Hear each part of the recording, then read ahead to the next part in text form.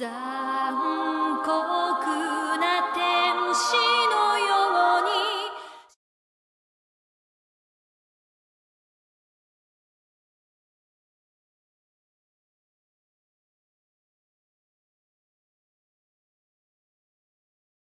Y es ese impacto, ¿no? De repente este momento en que llega una situación de crisis y está preparado, pues casi un niño, aunque también ya está grandecillo, pero está preparado para hacer frente a algo y sobre todo, ¿no? Para hacer frente a algo cuando se le necesita, cuando hace falta.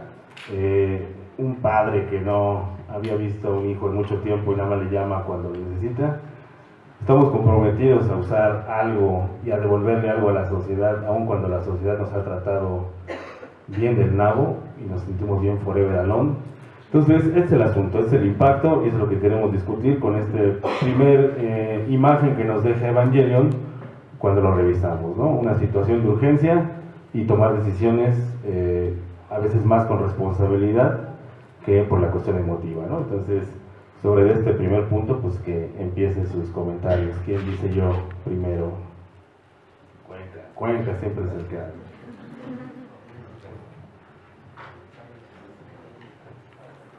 Bueno, conste que yo no me aventé, nada más que me pusieran. Bueno, pues rápidamente vemos como aquí muchos conflictos psicológicos, ¿no? Creo que hay una parte muy importante en esto, en la que un niño que tiene aproximadamente 14 años tiene un problema muy grande que es sobrellevar la carga de salvar a la humanidad. Algunos psicólogos dicen que esta edad es la época en la que ni siquiera se ha desarrollado la identidad, entonces está todavía construyéndose. Imagínense el problema que tiene él al final. Sí quiero subir, no quiero subir, no sé si voy a subir, ya lo voy a hacer y a la mera hora se echa para atrás, ¿no?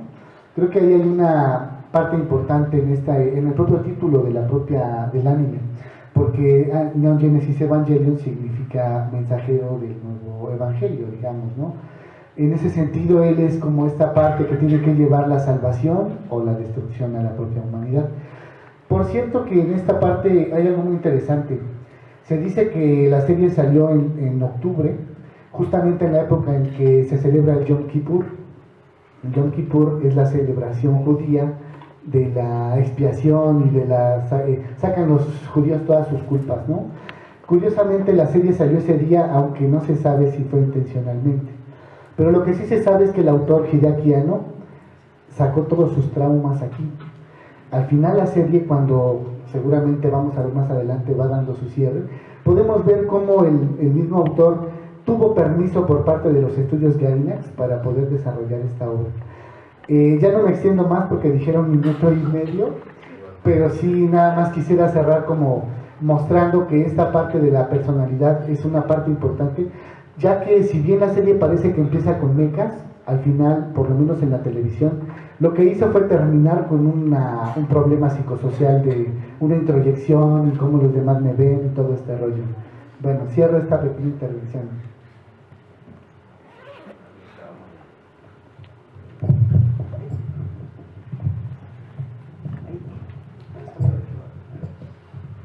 Ya. Sí, mejor, está más fácil. Bueno, con respecto a esta parte más que sobre el personaje de Shinji, porque bueno, el doctor Ángel me pidió que no fuera el análisis tan narratológico, que es lo que normalmente hacemos, sino que le diera más bien una lectura psicoanalítica. No soy un psicoanalista, no viene una semblanza, pero también lo soy. Detalles. Más que la cuestión que aquí han ido sacando sus traumas, creo que el director es un profundo observador de la naturaleza humana. O sea, lo que está sacando ahí suena muy personal, pero creo que es recurrente en distintos momentos psíquicos en diferentes culturas en toda la humanidad. Las narrativas del fin del mundo creo que enfrentan a cualquier individuo ante la posibilidad donde se van a terminar toda una suerte de certezas que nos han articulado y que le han dado sentido en mayor o menor medida a nuestra existencia. Cuando tenemos a Shinji ahí, creo que en ese momento Shinji es un perfecto objeto del goce de su padre. ¿En qué sentido? A Shinji en realidad, en el fondo, no le interesa jamás estar ni salvando al mundo ni nada. Él creo que está siempre trip narcisista de, ay, mi papá no me quiere, yo soy monitorando a la humanidad, bueno, quién sabe, pero mi papá no me quiere. Ahí él no está operando ni actuando porque él lo quiera ni él lo desee, se le está imponiendo, y creo que eso es una situación recurrente no solamente en el personaje de Shinji, sino en general los personajes que nos vamos a estar viendo a lo largo de todos los episodios de Evangelion. Creo que están profundamente sujetos en el sentido más etimológico de la palabra, sujetos como amarrados, atrapados, y bueno, lo iremos desarrollando. Creo que en ese sentido, bueno, lo que sí hace muy evidente es esta posibilidad de yo me enfrento a una situación donde estoy obligado a elegir cuando no deseo elegir. A lo largo de la historia, Shinji termina tomando decisiones, sí, pero ya cuando está súper orillado y súper en crisis. De otra manera, creo que él tiende a ser muy inerte. Espera que las cosas le ocurran. Ahora sí que llegó ahí, ay papá, pélame, pero que se eleva. Ay, no, qué bueno, me da paco.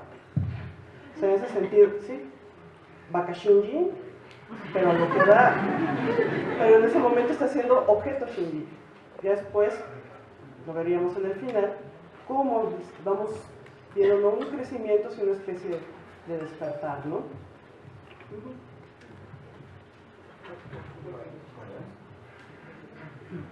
Bueno, también hablando un poco de este ciber entre lo que está pasando en la historia de Evangelion, ya hablaremos también del impacto, ¿no? Y el impacto también hay una relación con cómo se marca la humanidad a través de la historia, es decir, hay un trauma de la catástrofe, al igual que la vida humana, hay siempre un antes y un después de un acontecimiento traumático.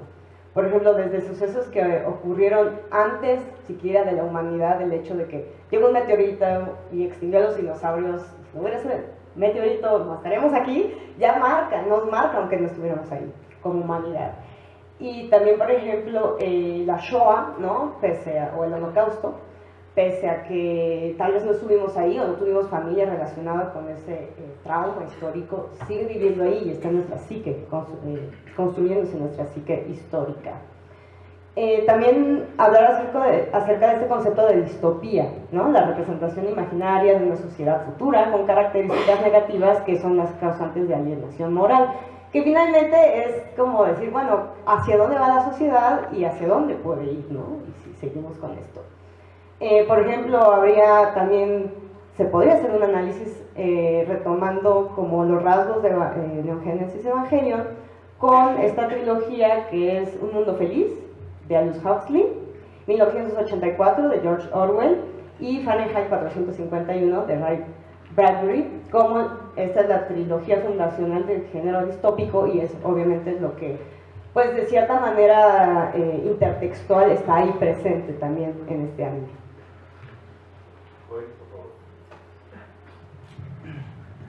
Ok, muy bien. A mí me gustaría retomar la palabra impacto desde el contexto en el que la misma serie fue hecha. Tenemos que entender no solamente al autor, sino las circunstancias de la misma sociedad japonesa en ese momento.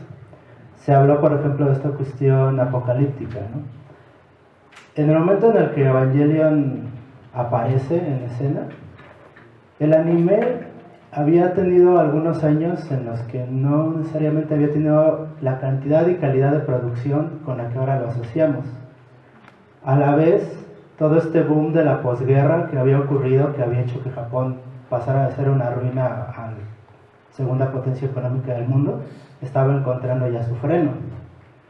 Y esta generación que iba a ser la heredera de este gran imperio comercial, económico de Japón, se encuentra con que, un poco como Shinji, no quiere, no puede, o simplemente el reto parece ser demasiado grande. Y la relación de entonces una juventud japonesa de finales del siglo XX y principios del siglo XXI con la generación anterior parece entonces estar llena de conflictos, sobre todo en relación a la expectativa que tiene la generación anterior, la generación del padre. Podemos entender entonces a Evangelion como un producto cultural que tiene un impacto enorme, enorme en ese momento histórico, precisamente porque le está hablando directamente a esa generación. Cuando no solamente los chavos, sino fans de 20, 30 años vieron Evangelion, el fenómeno cultural hizo que incluso los académicos, psiquiatras, etcétera, tuvieran discusiones acaloradas sobre qué significaba. Pero bueno, creo que ya me pasé. Sí, está bien. De todos estos temas vamos a irlo retomando en estos clips, que van a ser más buenos. Entonces, en este segundo clip, ¿de qué vamos a hablar? Estamos hablando del contexto de la ficción de la obra. Aquí vamos a ver toda esa cuestión que se da respecto a la lucha, ¿no? Y nos trata de meter una ficción, una narrativa que se vuelve muy interesante, ¿no? ¿De dónde surgió el problema? ¿Quién lo ocasionó? Todo esto. Hicimos un compendio en este segundo clip, por favor, Potro. Y checa que esté conectada la batería, pues no se va a acabar.